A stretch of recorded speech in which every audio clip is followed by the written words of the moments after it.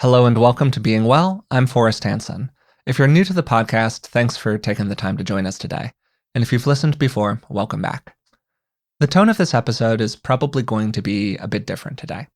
For context, we're recording this on February 28th, and on February 24th, as you almost certainly already know, Russia invaded Ukraine in the largest military operation in Europe since World War II.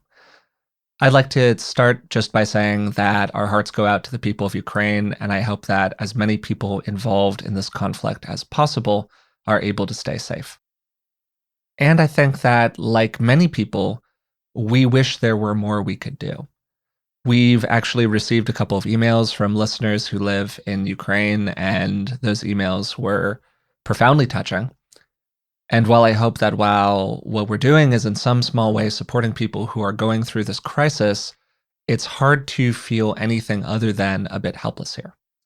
We're seeing this conflict back here in the United States play out over our screens. We're filled with sympathy and empathy for the people who are directly experiencing it.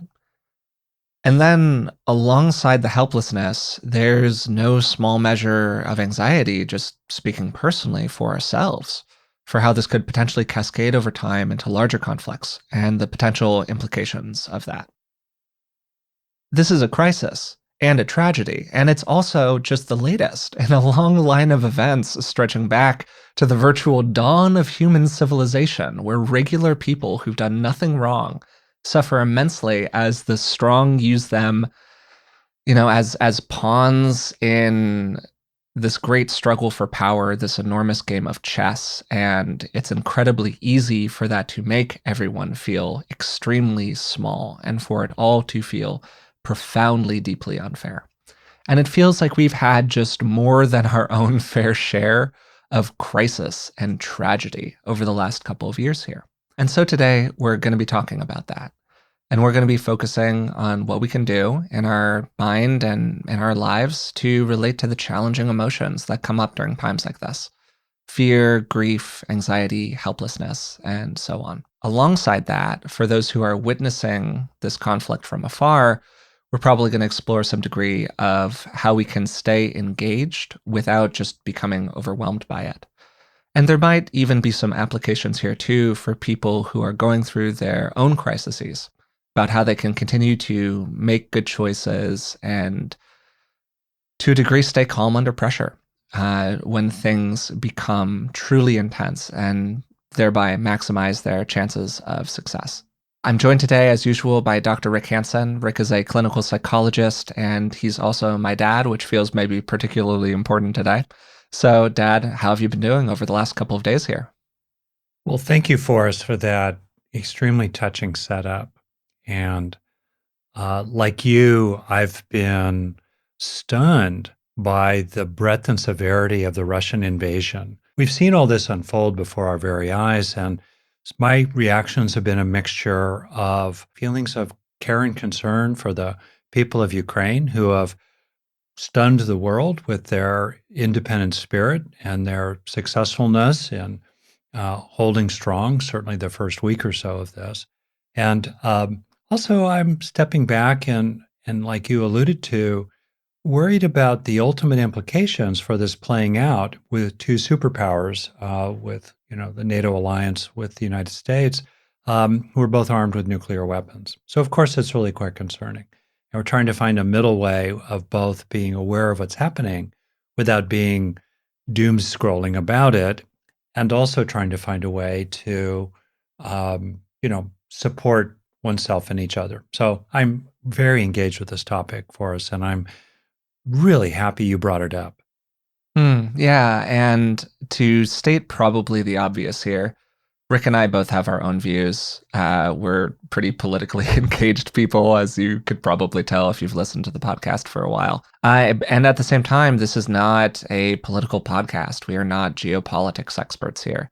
So we want to be, deferential a little bit about our own understanding of the situation. And we're mostly approaching this from the lens of what we can do in the temple of our own minds when things really go sideways, as they have over the last couple of days here for so many people. And related to that, I've included a link to a page of resources in the details of today's episode, which includes a list of charities focused on supporting the people of Ukraine, as well as those who have been displaced by the conflict. I'll be donating to those causes, and if you're able to do so, I encourage you to donate as well.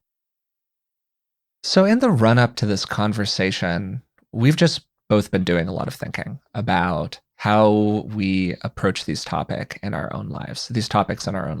So, the overall structure of this episode is going to follow a kind of plan, some content that we've developed around how to live during these difficult times.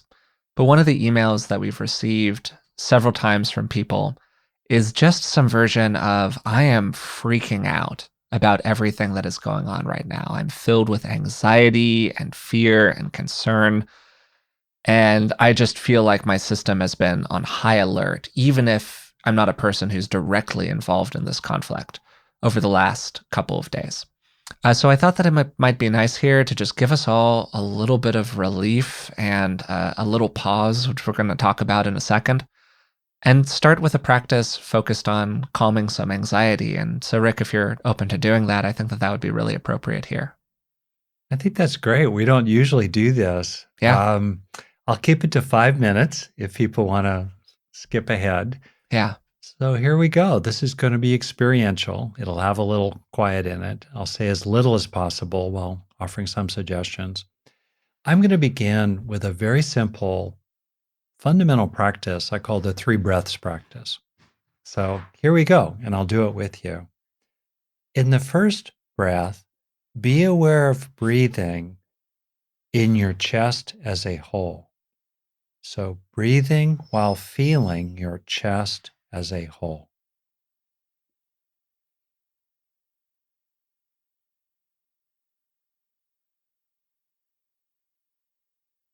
Few breaths in which you're aware of air flowing into your chest and flowing out.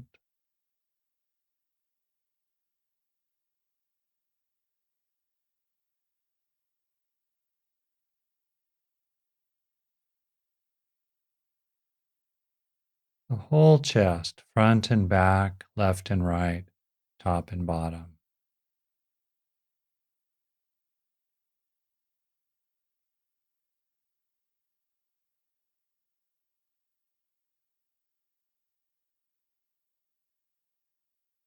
Letting breathing be natural in your own rhythm.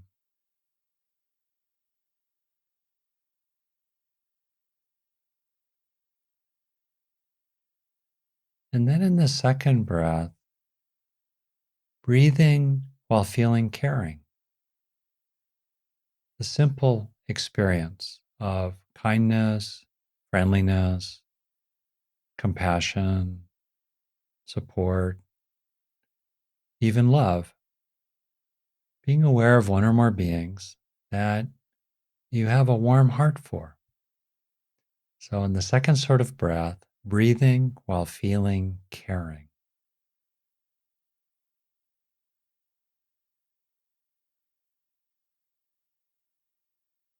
If you like, you can put a hand on your heart, a sense of the breath flowing in and out of the heart. Breathing while feeling caring in simple experiential ways.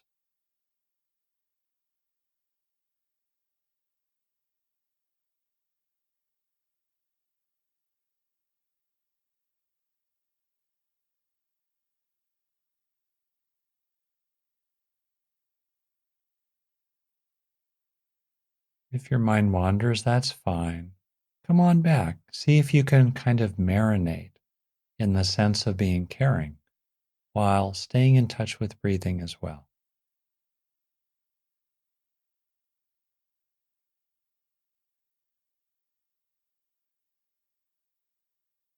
If you like, you can add soft thoughts in the back of your mind, such as,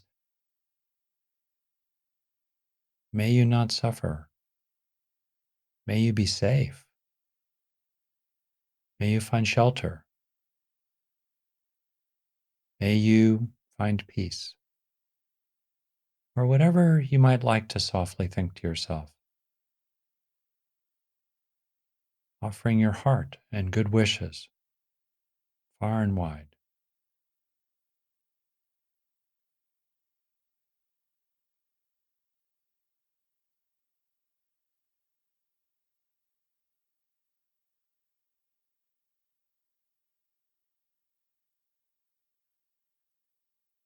And then in the third sort of breath, breathe while feeling cared about, keeping it really simple. Your pets, your friends, your family, people who care about you, even if sometimes they get on your nerves. They're your friend. They wish you well. They're grateful to you. Maybe they love you. So I'll be quiet for some breaths here as you focus on breathing while feeling cared about.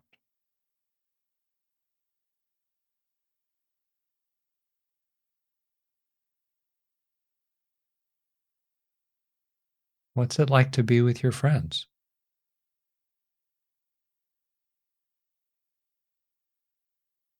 What's it like to be with someone who loves you? Breathing while feeling cared about.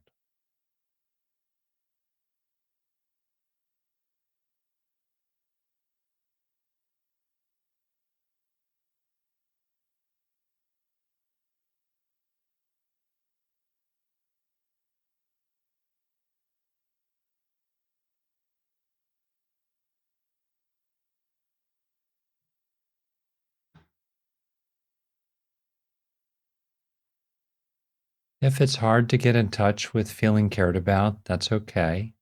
It's probably a bit of a tip to look for more opportunities to genuinely experience that and take it in. And even just knowing conceptually that some people, some beings in your past or in your present have wished you well can give you a legitimate opportunity to feel cared about. So then, as I finish here, we'll take another half minute or so to just rest, feeling your chest as a whole, feeling caring and cared about, and recognizing that in this moment and this one, in the present, now and now, you're probably basically all right now in the present. When you're not, you're not, but you probably usually are. So you can afford to recognize, ah, in this moment, I'm basically okay.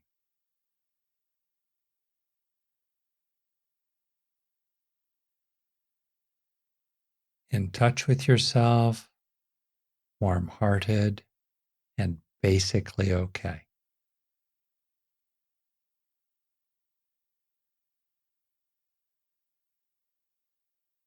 You can take refuge in the direct experience of this.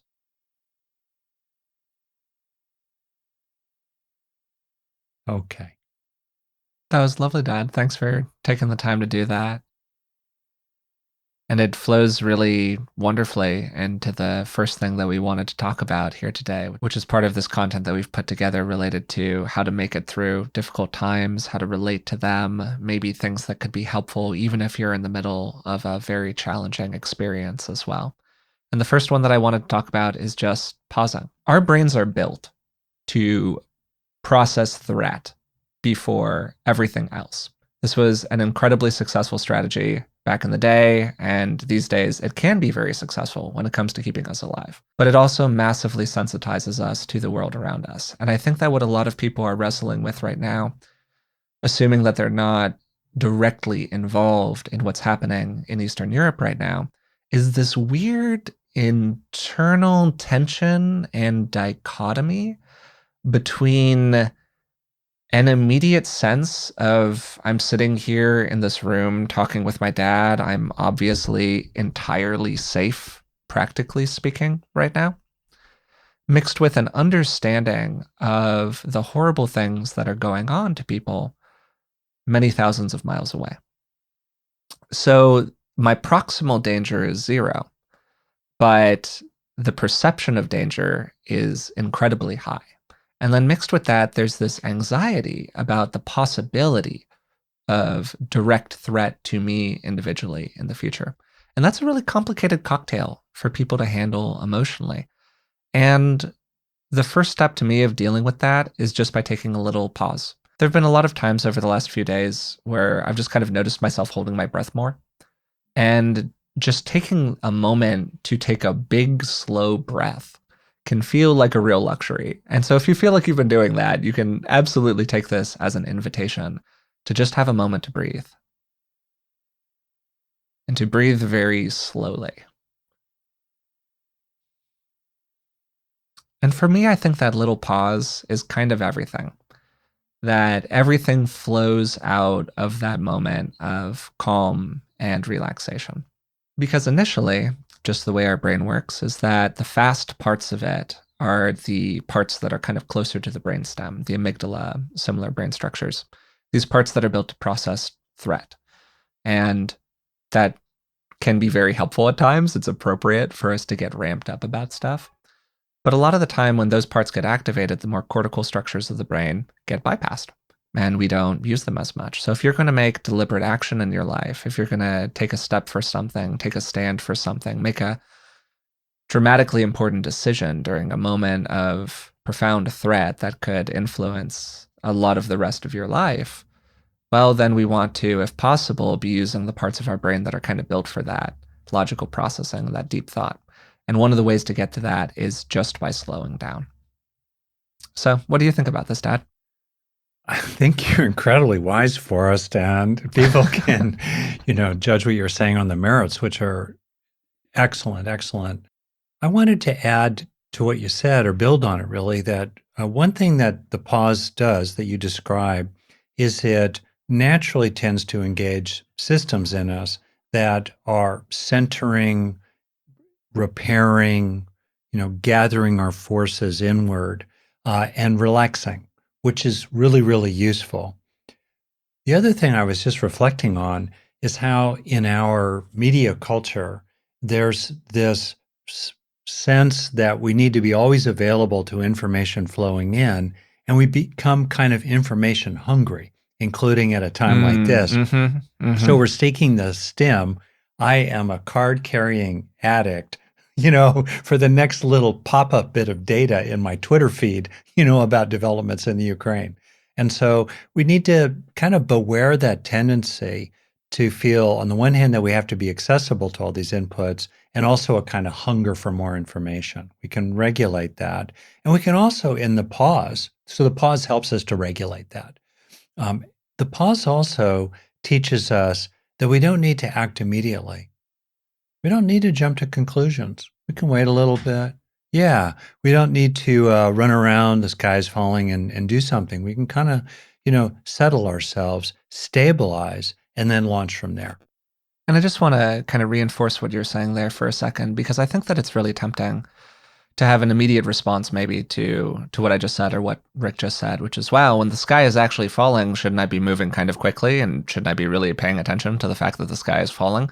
And for starters, absolutely yes. That's part of why we're having this conversation. And at the same time, most of the time you have a second or 2 seconds. And I think that almost always a second spent here or there, and it can just be a few moments. You don't have to pause for a day, you don't have to pause for a week.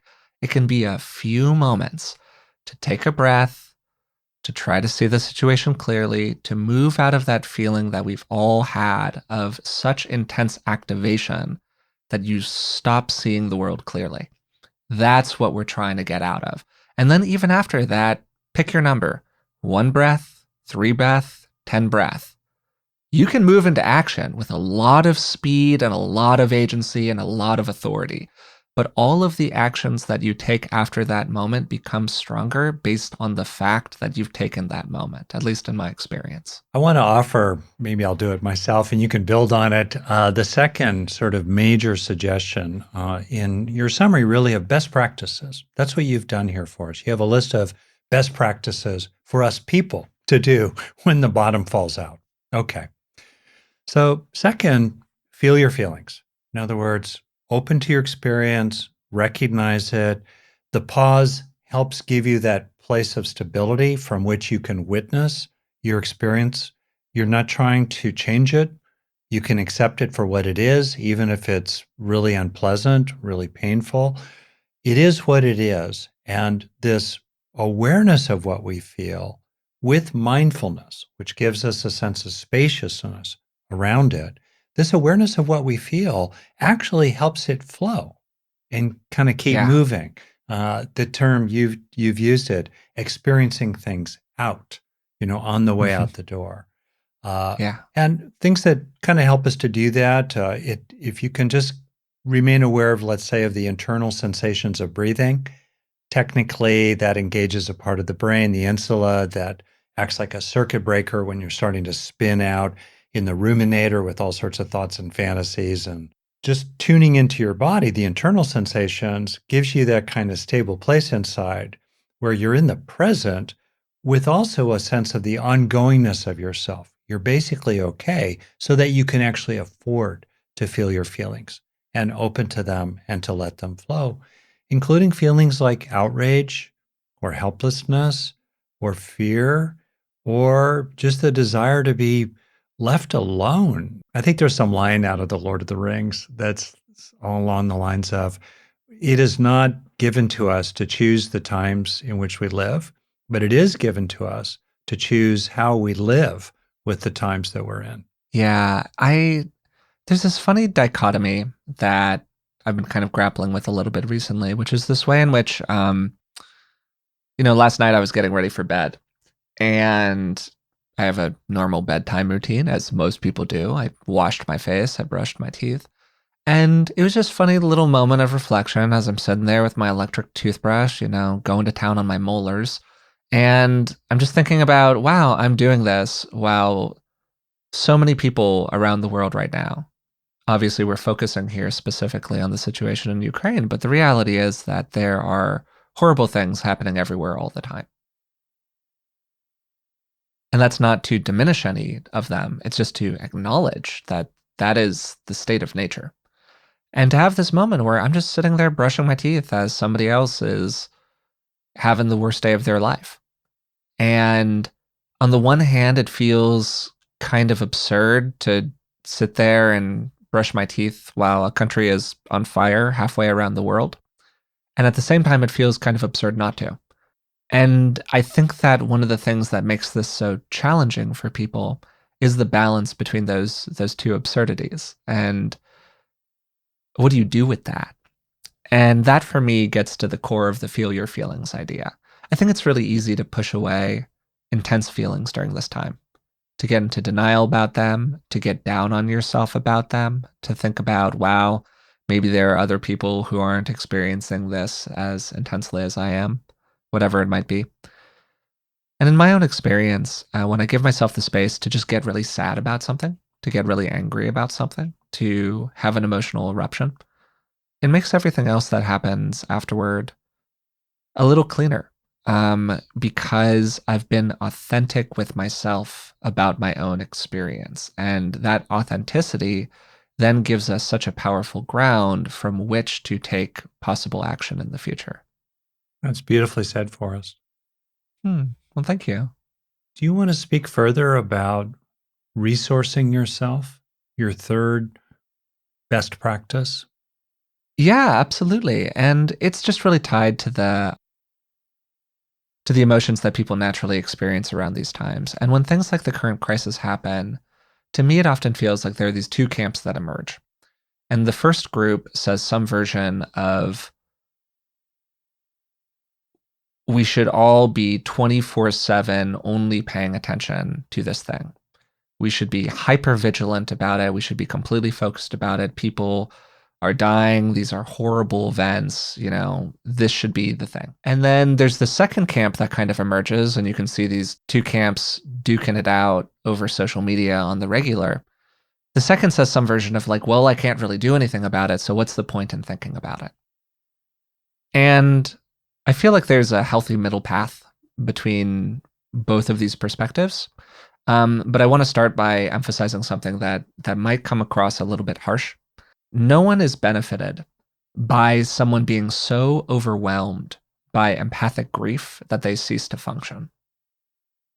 And I think that that's a really core point in this whole conversation that we're having here, because there's a level of empathy and compassion and grief and awareness that really moves us into action.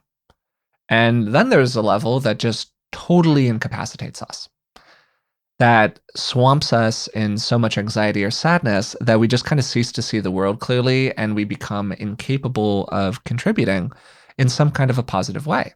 So there needs to be some form of balance, even in the midst of immense tragedy and immense difficulty for so many people. And you can't pour out of an empty cup.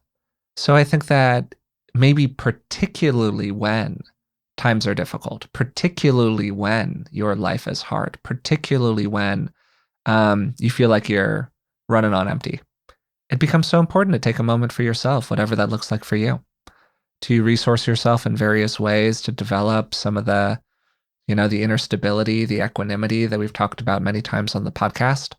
Um, because that's actually what supports us and empowers us in being an asset to ourselves, to the world, and to other people. And arguably, the first of those is compassion and self compassion.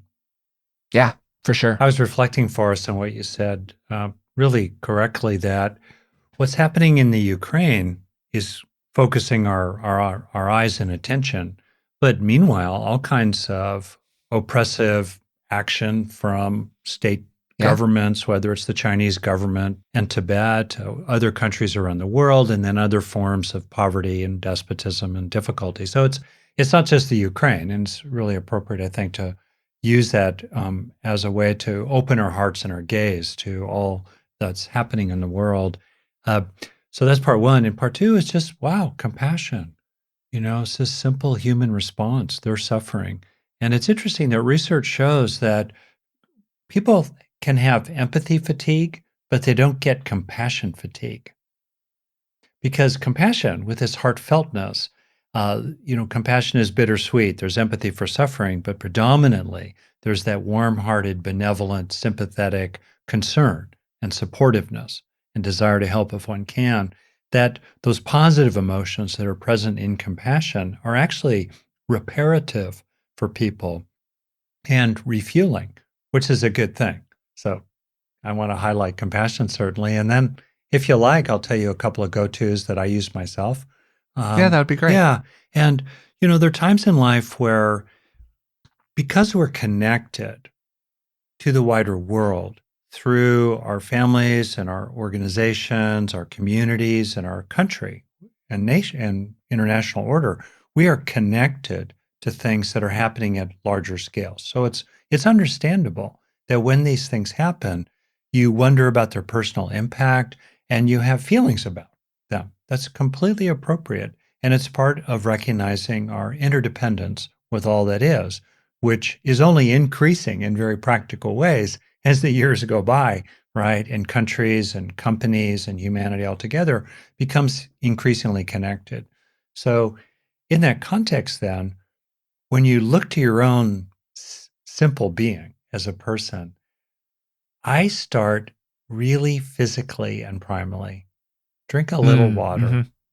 Yeah, resource yourself. totally. Get a little food. Make a decent Take a nap. Yeah, take a nap. Make a decent meal. Your mom laughs at how I will just slow down to make myself a decent lunch, right? And I've worked in all kinds of situations where people would just sort of laugh that I would take 20 minutes to make a little decent lunch. But that process really is restorative. It really refuels me.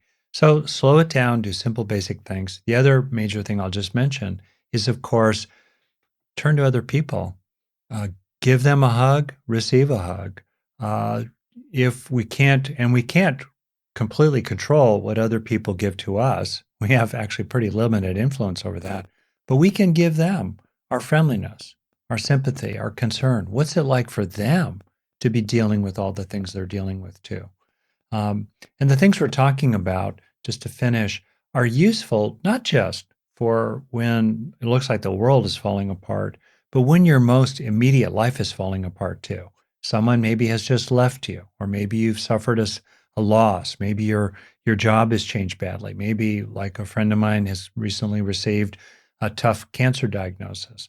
Uh, the things we're covering aren't just about reacting to world affairs 10,000 miles away, but also what can give you heart and where you can take heart when things fall apart very, very close to home. And I want to highlight one element of this resourcing process, and maybe a particular resource for me, which is humor. Yeah. There have been a few moments during this conversation where you've noticed, probably if you've been listening closely, Rick or I chuckle about something, or we make a little joke, or whatever it might be.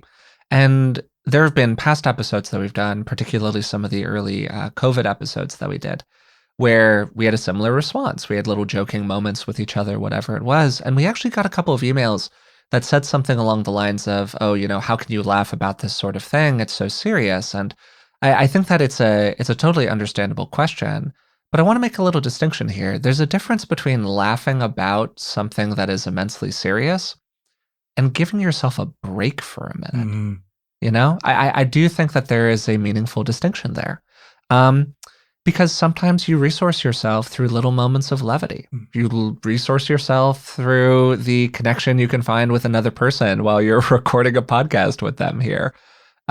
Through a little extra smile, a little extra grin, a kind of shrug at the bizarreness of the universe and the limitations of your own ability to influence it in positive ways. We have to find ways to keep on going when things are challenging. And I think that one of the ways to do that is by having those moments of levity and those moments of space. And so for me, people just really try to make this either or so much of the time, when the truth is that it's actually and. Oh, well said. And I think too, from the example of people, unlike you and I, who have had to deal with really, really harsh conditions directly, right? They've Yeah, been totally. refugees. They've lived under occupation. They've had to take up arms to defend their country. And one thing you find about them is grim humor. There's a place for it. Yeah, It's okay. totally. It's one of the things that really, really helps. Well, do you want to take a handoff here? I'll nominate the fourth best practice on your list. Get educated. You want to speak to that one? Yeah, and I would love your input on this, Dad, because I know that you've done a lot of thinking about it in general. But kind of like we were saying earlier about taking a pause, when bad things happen, there's often this rush to be first. The first person to have an opinion, the first person to make a decision, the first content creator in our space to put out a piece of content related to these topics or these issues. And I think that one of the most useful opinions a person can have, one of the most useful moments of self-recognition, is the confession that they don't yet know enough to have an opinion. And yet, in the way that the culture has gone, it feels like you need to have a view about everything. And so taking, again, a pause, taking a moment to get educated, to get informed, to think deeply about something before making a choice or coming to a decision or deciding how you're going to relate to something or feel about it, I think is an immensely powerful thing to do. I'm writing a book, and one of the chapters in it is called Love What's Real.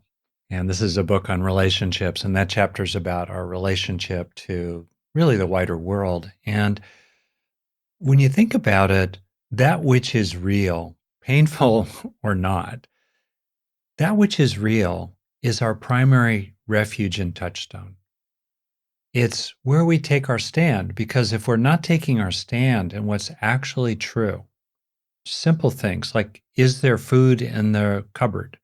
Uh, is the person you're sleeping next to loyal to you? Do you have a job? What is actually true? Is your country being invaded? What is actually true? At all scales, does a medicine actually work, or do you need to think about other treatments? What's actually true? That's such a profound touchstone.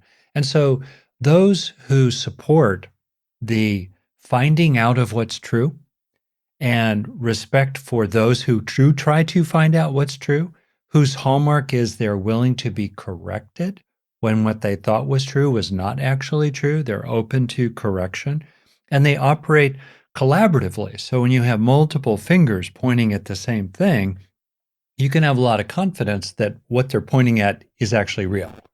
It does exist. It's the fact, so forth. So Yeah. it's really, for me, sacred, actually, to seek the truth and to protect it. And so, what you see in any kind of unhealthy family, my whole background, family therapy, couples counseling, the hallmark of an unhealthy family is family secrets, is and hidden truths, and more fundamentally and pathologically, the actual matter of truth seeking being attacked and punished even for those who would seek the truth in their families to say, well, Uncle Bob is actually really creepy. He's not just overly affectionate, he's actually creepy. Or mom is actually drinking too much. What are we going to do about it? In unhealthy families, there's an attack on truth tellers. Well, scale it up, you see the same thing at the largest level. So over time, you start to observe who are those who are actually seeking facts, who are willing to be corrected, who operate collaboratively, and who are those that kind of live in their own strange silo in which they have the grandiose notion that only they have the real scoop on what's really going on. And the other 97% of the doctors, the scientists, the people engaged in serious nonprofits of different kinds around the world, they're all wrong. They're all missing it. And so you can judge right off the top who are credible sources and who are not. And then I'll say, just to finish, that sometimes people think, oh, it's so complicated, world affairs, I don't know. Really, 10 minutes, 10 minutes with your eyes open. If you read? Do you have an internet connection? 10 minutes. You can find out, boom, boom, boom, from multiple credible sources, whether it's scientific organizations, university websites, professional associations, credible media like the BBC and the New York Times. These credible sources are not perfect. They don't get it right every single time, but they're open to correction and they operate collaboratively. And therefore, are credible sources that can provide education, like you were saying, Forrest, so that knowledge really is power. And when you have more of a sense of what's actually the case, including the history of the last 10, 50, 100 years in, for example, the part of the world that's been called the bloodlands of Europe, you can really feel like you're standing on solid ground because you're informed about what's really true. Yeah, totally. And two things to highlight out of what you've said there. And the first is knowing when you don't know everything, but you know enough to make a choice. Yeah. You are not going to learn the history of Eastern Europe in 10 minutes.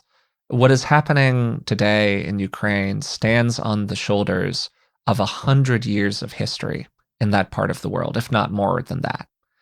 And the relationships geopolitically between these countries are immensely complex and enmeshed, and the cultural relationships between Ukraine and Russia and the parts of Ukraine that feel like they should be a part of Russia and the parts of Ukraine that don't, and the whole long, sad story coming out of that. Like, that's a very, very complex conversation. But do you need all of that to be able to get a good sense of what's going on these days?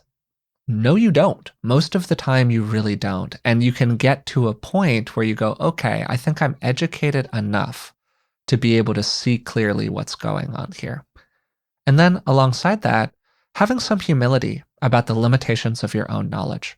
I think that really relates to what you were saying, Dad, about, okay, I'm going to have the outlier view held by, 2% of the experts here, and I'm going to really align with those 2% of the experts. And I'm going to say that the 98% has no idea what they're talking about.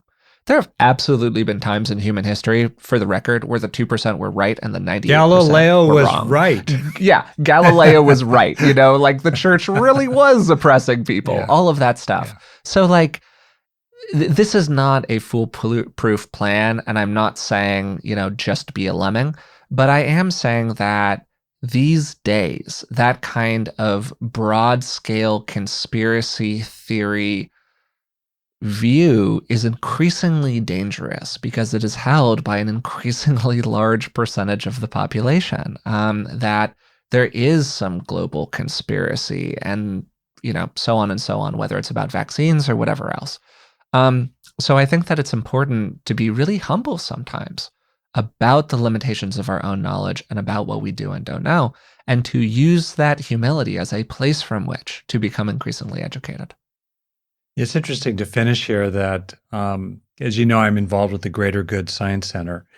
Yeah. UC Berkeley, and advisor there and senior fellow, all that. And the Greater Good Science Center is fantastic. By the way, it's a great hub of resources of all kinds, including for when things fall apart.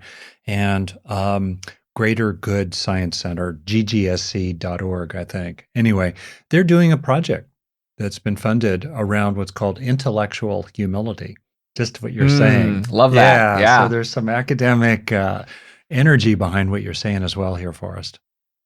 Awesome. Yeah. Yeah, no, and I think that, man, it's a huge self-awareness issue. And one of the comments that I made on a previous episode of the podcast is that self-awareness, I think, is just the hardest thing to teach at a large scale level for us to find inside of ourselves.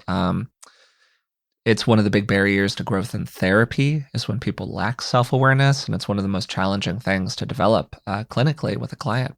So it's a huge, huge piece of the puzzle. So, okay, to kind of return to our structure here, you've taken a pause, you've felt your feelings, you've taken some time to learn about what's going on, and you've resourced yourself in meaningful ways. Once we've checked all of those boxes, I think that it's time to start making a plan. And this to me is the critical question, both for people who are immediately in an intense experience and for people who are witnessing it from afar. Because what are you actually going to do? And the reality is that if we're external to these various calamities, there's very little that we can do. And one of the big parts of the process is coming to terms with the limits of our own influence. And in order to calm our own anxieties, it's quite common for people to move into what I'll refer to as performative action. This includes stuff like trauma voyeurism through cable news, or doom scrolling, or thoughts and prayers. Things where you feel like you're doing something, but you're really just activating your own anxieties, and you're doing that to feel better about the fact that you are not the person who's immediately involved in the situation. It's kind of a form of survivorship guilt. And not only are those things not useful, they're actually actively harmful. They wear us down without contributing much of value, and perhaps even worse, they can give us the sense that we are doing something when we're actually not, which can limit us from doing things that might actually make a difference in the world in some meaningful way. And so I think that this make a plan aspect, including getting really granular, is such a huge part of how to deal with our often overwhelming emotions that can emerge out of situations like this. And I know that you are a major planning advocate, Dad, so I'm going to kind of toss it over to you here, particularly in terms of the particulars of how people can go about doing this. You can make a plan for yourself. In other words, a plan for, okay, how am I going to resource myself? How am I going to deal with the situation? How am I going to, let's say, budget the amount of time I'm going to give the news, after which I just turn it off and I'll check in, later tonight, let's say. So you're making a plan for yourself. B, you can make a plan that involves the people around you. It could be a very simple plan that you're just not going to get into stupid arguments with trolls on Facebook, some of whom might be your cousins. By the way, that's not true for me. My cousins are cool. They're all cool. Our cousins are They're all lovely, good. but still. It was hypothetical. Anyway, and also it might be that you have family members who are kind of freaking out, or they're worried, or they're particularly reactive, or maybe they have some immediate involvement. I read that there's something like 80,000 Ukrainian Americans living in the state of Ohio. Yeah. That's just one state. Okay, so plan for other people. Third, this can get a little tricky for people because I'm going to start naming some things that maybe some people would rather not think about or deal with, but I'm just going to name them in part because there are a lot of other people who are thinking about them and are trying to make sense of them. For some people, they're going to be thinking about extraordinarily unlikely, 1 in a million, but still pretty significant catastrophic scenarios. And what's sensible for you to do in the 1 in a million scenario that thing actually does indeed happen. So if you're, around an hour later or a day later or a month later after that thing has happened, what do you really want to wish or be glad about that you had prepared in simple, doable ways within your range without becoming some kind of doomsday prepper? So I'll leave it there, but I'm just going to put all that on the table. Yeah, I completely co-sign all of that. And then just adding a little bit onto it. Once you've made that plan, of course, all plans are subject to change. Everything is an evolving situation. As we talked about during the learning section, a very important thing to do is to not get too attached to your current state of knowledge and to be open to updating it as situations change and as facts change. At the same time, one of the things about creating a distinct plan that can really free us from a lot of painful emotional experiences is coming to peace with the nature of our plan. You're making the choice. You've said, this is what I'm going to do. And I'm going to stick with this until there's some meaningful reason that I should change it. Because I think one of the things that can really preoccupy us is a lot of internal processing around, is this the right plan? Should I be doing something else? Have I done enough? And to the extent to which it's possible for you, and this is a hard thing to do, to find some release in the plan that you've made. Mm. And this takes us very, very smoothly into the kind of final key point that I have here, which is moving into action. We've talked about this 1,000 times on the podcast. It is my, siren song, which is that one of the most effective ways to reduce our anxieties about the world is to move into direct action. When we experience our own agency, we feel more like a hammer and less like a nail. And we reclaim our ability to influence the world around us. And this could take place at any scale. This could mean finding a cause that maybe you really can contribute to in a positive way that's local to you, where maybe it has nothing to do with the current geopolitical crisis. But the reality is that when major crises unfold, when big things happen off in the world, it means that things that are closer to home, maybe causes that you really deeply care about, can get kind of lost in the shuffle. And so something to ask yourself is, what's something meaningful that you could actually do right now or over the next few days that would make a positive impact? Maybe that's giving to a charity, like some of the ones that we mentioned earlier, where I'm going to include that link again as a reminder in the notes. Maybe it is supporting some other cause that you have a deep emotional attachment to. Maybe it is being there for a friend. Maybe it's being a shoulder to cry on. Maybe it's supporting somebody else through this really emotional time for many people. And then, of course, it's just as important, if not more important, to begin to take that action if you are immediately involved in a profoundly stressful or traumatic situation. When people are able to claim a degree of agency around profoundly stressful events, they often end up feeling better in the future than if they hadn't been able to. So I think that finding those small ways, if possible, to move into action can be enormously helpful and healing for people, even if it's, again, just things that feel very small in the moment, finding the stone that you can move. And so some of these actions can be directly related to helping, whether it's the people of Ukraine or previously people who have been harmed by the COVID plague. We help. We want to help others. That's a form of action. Another area, just like you said, of agency is brushing your teeth, Yeah. or just choosing Honestly. to look out the window or to make yourself a cup of tea.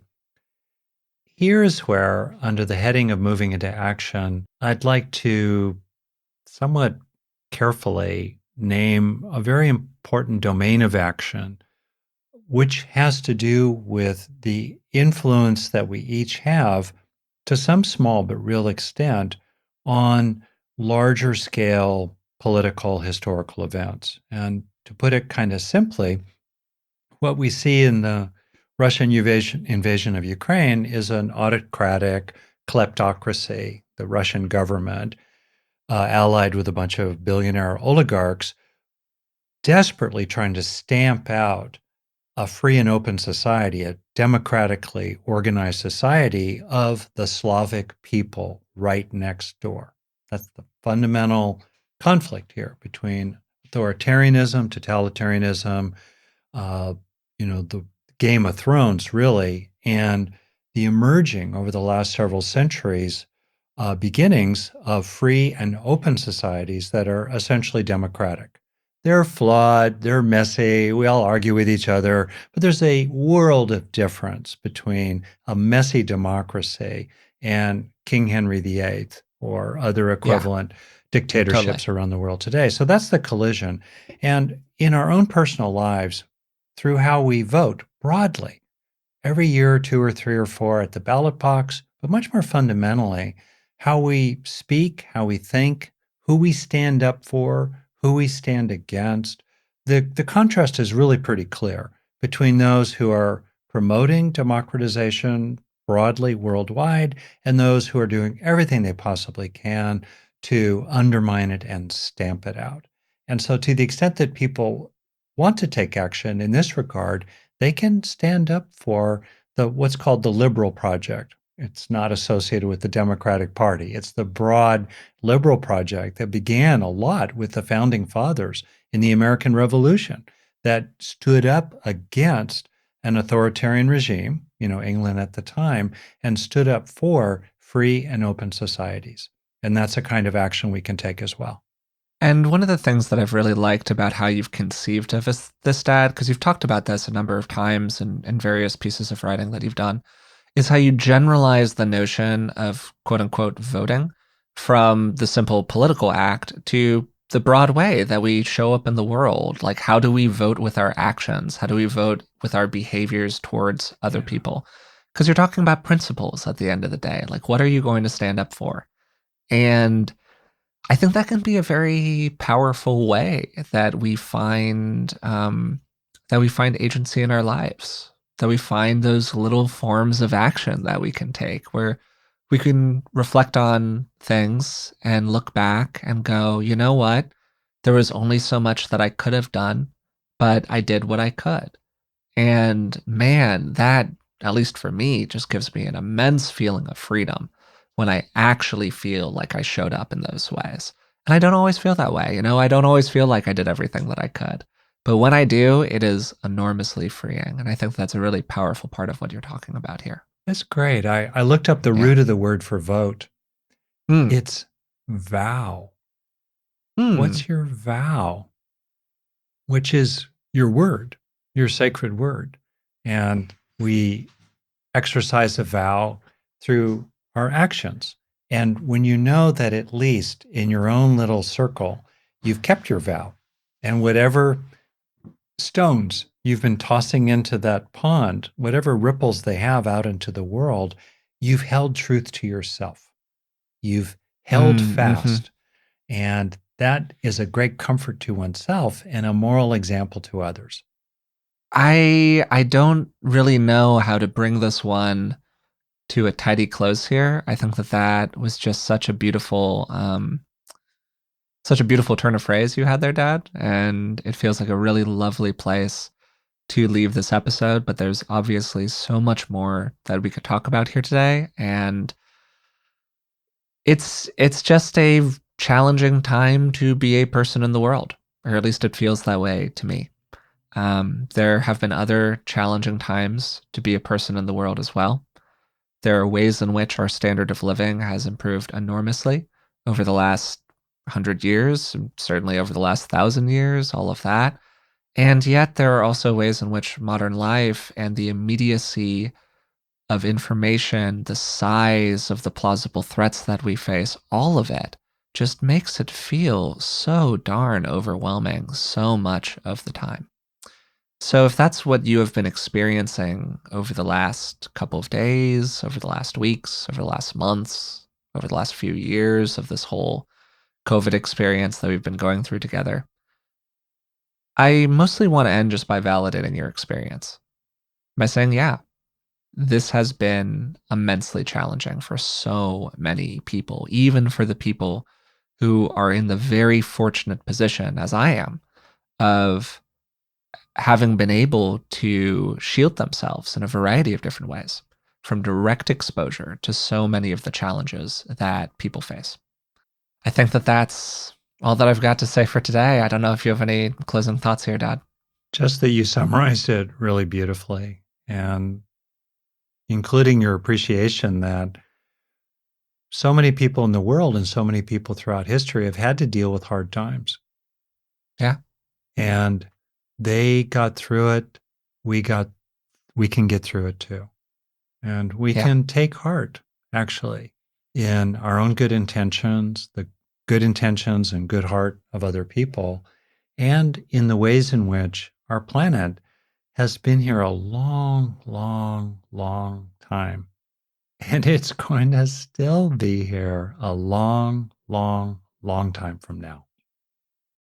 So today we talked about living during difficult times. There have been many, many difficult times throughout human history, and it feels like over the last couple of years, we've found ourselves in another one. So, what can we do in the midst of often being able to do so little for ourselves and for the people around us? How can we support those who are experiencing the most challenging times while also filling our own cup? How can we make positive change out in the world without becoming overwhelmed by the suffering of other people? And what can we do inside ourselves to make the best decisions possible and to put ourselves in a position to not only manage the challenging emotions that we experience, but to make good choices out in the world with our actions? So, we began today's episode with a brief practice from Rick focused on calming some of the natural anxiety that might have emerged during this time. And from there, we went into some of the key principles that can help people during times of considerable difficulty. The first one of these was pause. Unless your physical safety is in immediate danger, it can be incredibly helpful to begin by pausing. And even when we're under immense pressure and difficulty, we can often find the space for a moment or two to breathe, to consider our next movement, and then to commit to it strongly. That can maximize our chances of success. Fear makes us fast, and speed often makes us foolish. So just a moment of pausing can be all the difference. Then, second, feel your feelings. It is understandable these days to feel overwhelmed, exhausted, anxious. There are just a whole stew of challenging emotions that are a part of our completely understandable experience of the world these days. And by denying the presence of those emotions, we limit our ability to interact with them effectively, to overcome them, and to experience them out of our system. What we resist tends to persist. And in that, we can walk the middle path between being counterphobic by denying our emotions or pushing away understandable anxieties and fears, and also catastrophizing, where we become so overwhelmed by our anxieties that we cease to be able to function. And that gets to the second point, which is to resource yourself. During times like these, it can feel immensely selfish to take even just a little bit of time to support yourself, to do something that you enjoy, that you find fulfilling or fun. But the truth is that other people aren't going to suffer less just because you're suffering too. And when you fill your own cup, you have more you can give to other people. Then it's incredibly important these days to become educated about what's going on out in the world, to trust reliable sources, to believe experts, and to have the humility to admit that you don't yet know enough to have an opinion sometimes. That's really okay. I don't either. But even just a small investment of effort, 10 minutes, 15 minutes, to look up some good sourcing, to get a sense of the broader issues at play, and to come to the sense inside of yourself that maybe you don't know everything there is to know, but you know enough and you've done your due diligence here. Then, once you've been educated, it's time to make a plan. And this is the critical question these days. What are you actually going to do? And inside of that, often there is a confession that there is little that we can do about what's going on halfway around the world, other than give our empathy and our sympathy and our deep compassion toward those who are going through that experience. And often what happens when people feel like there's very little that they can do is that they try to calm their own anxiety by moving toward performative action. This includes trauma voyeurism, doom scrolling, thoughts and prayers, all of that. And the problem with this is that it gives people often a false sense that they are truly helping while also wearing them down. They're not filling their own cup. They're not contributing in meaningful ways out in the world. They're just getting anxious and angry and burnt out. And from there, we can move into action. And even if there isn't a lot that we can do about some issues, there are things we can always do about something. When we move into action, we reclaim our agency out in the world. We start to feel like a hammer rather than a nail again. And perhaps there's truly nothing you can do right now about some distant source of terror. But when big things happen out in the world, it often removes the opportunity for smaller things, which are still enormous, important issues. But when big things happen out in the world, it often pulls the lens away from other worthy causes that do need your support that maybe you could do more about. So if you're feeling a little helpless these days, take a moment to write down some things that you could contribute to that are maybe a little closer to home. Those things still matter too. So I'd like to close the episode by reminding you that I've included a link to a bunch of resources in the details of today's episode, and that includes a number of charities that are focused on supporting the people of Ukraine. I'll be donating. I hope that if you're able to do so, you will join me in donating as well. Once again, thanks so much for taking the time to listen to these episodes. We really hope that they have been, in some small way, helpful to you during the difficult times that so many people are experiencing these days. And it really just means a lot to me as well that there are people who take the time out of their days, take the time out of their lives to listen to this content and to be so engaged with it. That's it for today, and we'll talk to you soon.